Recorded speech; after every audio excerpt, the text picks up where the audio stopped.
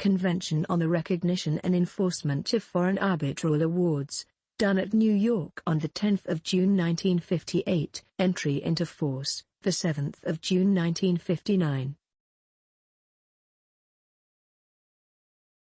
Article 1. This convention shall apply to the recognition and enforcement of arbitral awards made in the territory of a state other than the state where the recognition and enforcement of such awards are sought, and arising out of differences between persons, whether physical or legal. It shall also apply to arbitral awards not considered as domestic awards in the state where their recognition and enforcement are sought. 2. The term arbitral awards shall include not only awards made by arbitrators appointed for each case but also those made by permanent arbitral bodies to which the parties have submitted. 3. When signing, ratifying or acceding to this convention, or notifying extension under Article 10 hereof, any state may on the basis of reciprocity declare that it will apply the convention to the recognition and enforcement of awards made only in the territory of another contracting state. It may also declare that it will apply the convention only to differences arising out of legal relationships, whether contractual or not, which are considered as commercial under the national law of the state making such declaration. Article 2.1. Each contracting state shall recognize an agreement in writing under which the parties undertake to submit to arbitration all or any differences which have arisen or which may arise between them in respect of a defined legal relationship, whether contractual or not, concerning a subject matter capable of settlement by arbitration. 2.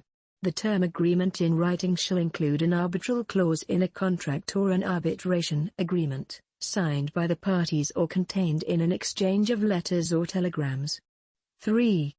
The court of a contracting state, when seized of an action in a matter in respect of which the parties have made an agreement within the meaning of this article, at the request of one of the parties, refer the parties to arbitration, unless it finds that the said agreement is null and void, inoperative or incapable of being performed. Article 3. Each contracting state shall recognize arbitral awards as binding and enforce them in accordance with the rules of procedure of the territory where the award is relied upon, under the conditions laid down in the following articles. There shall not be imposed substantially more onerous conditions or higher fees or charges on the recognition or enforcement of arbitral awards to which this convention applies than are imposed on the recognition or enforcement of domestic arbitral awards. Article 4.1. To obtain the recognition and enforcement mentioned in the preceding article, the party applying for recognition and enforcement shall, at the time of the application, supply a. the duly authenticated original award or a duly certified copy thereof, b. the original agreement referred to in Article 2 or a duly certified copy thereof. 2.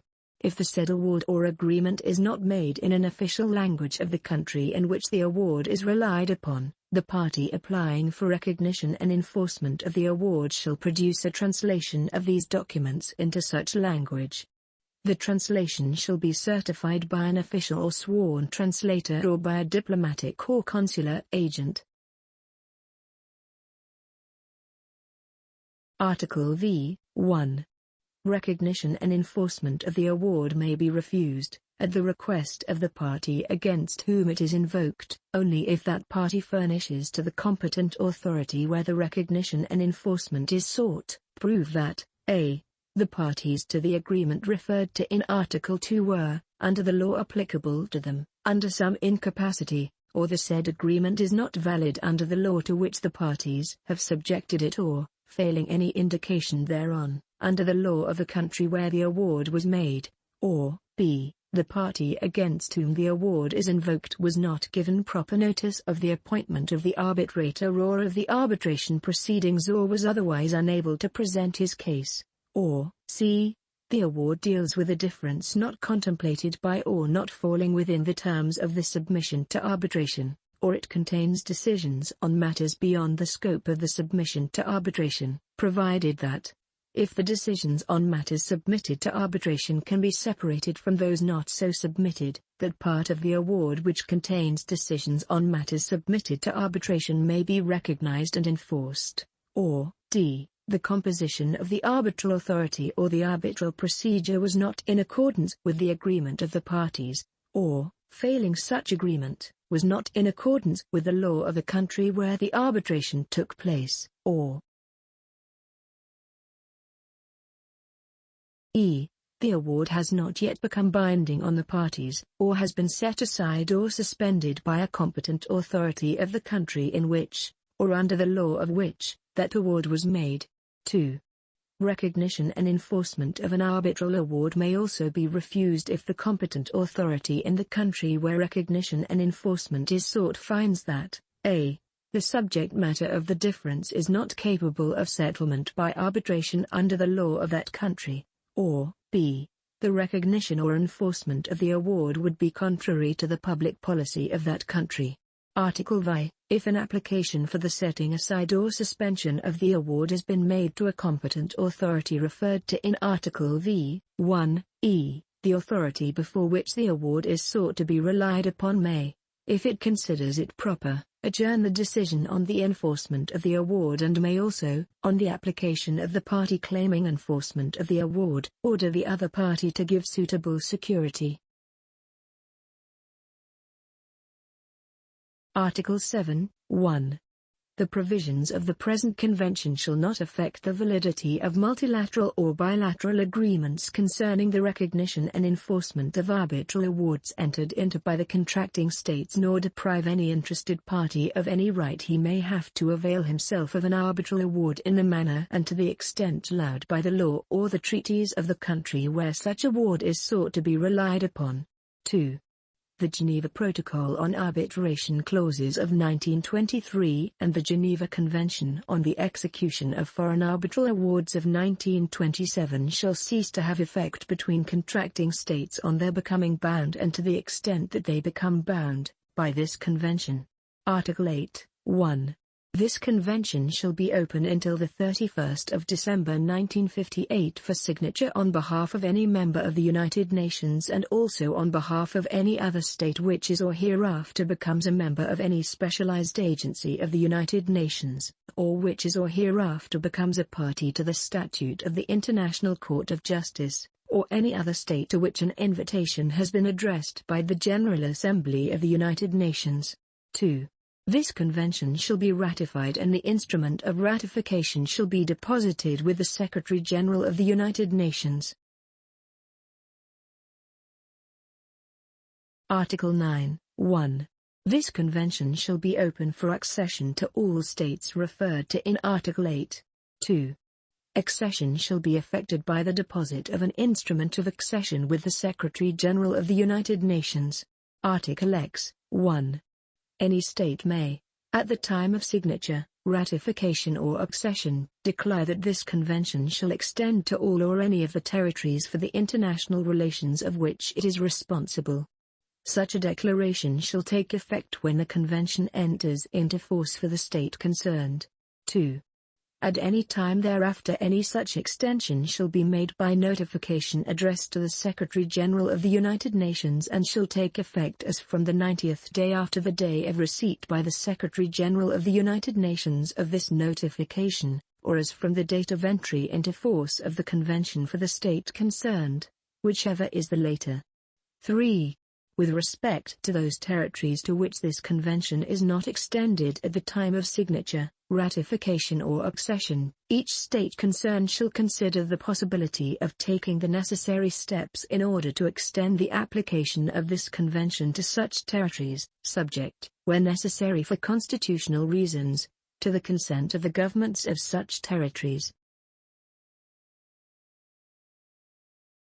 Article 11. In the case of a federal or non-unitary state, the following provisions shall apply, with respect to those articles of this convention that come within the legislative jurisdiction of the federal authority.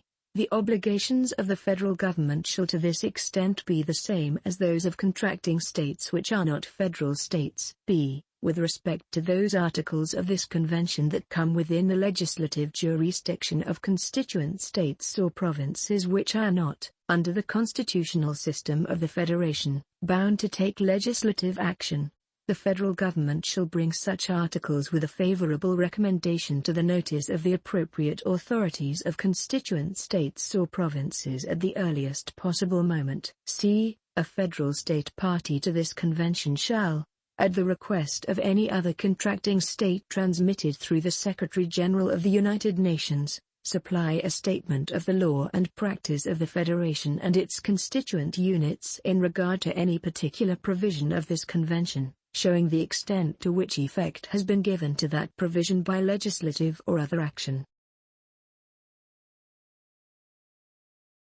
Article 12, 1. This convention shall come into force on the 90th day following the date of deposit of the third instrument of ratification or accession. 2.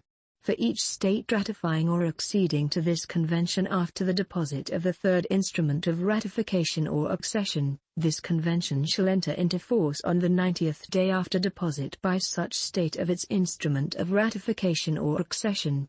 Article 13, 1. Any contracting state may denounce this convention by a written notification to the Secretary-General of the United Nations. Denunciation shall take effect 1 year after the date of receipt of the notification by the Secretary-General. 2. Any state which has made a declaration or notification under Article X may, at any time thereafter, by notification to the Secretary-General of the United Nations, declare that this convention shall cease to extend to the territory concerned 1 year after the date of the receipt of the notification by the Secretary-General. 3. This convention shall continue to be applicable to arbitral awards in respect of which recognition or enforcement proceedings have been instituted before the denunciation takes effect. Article 14.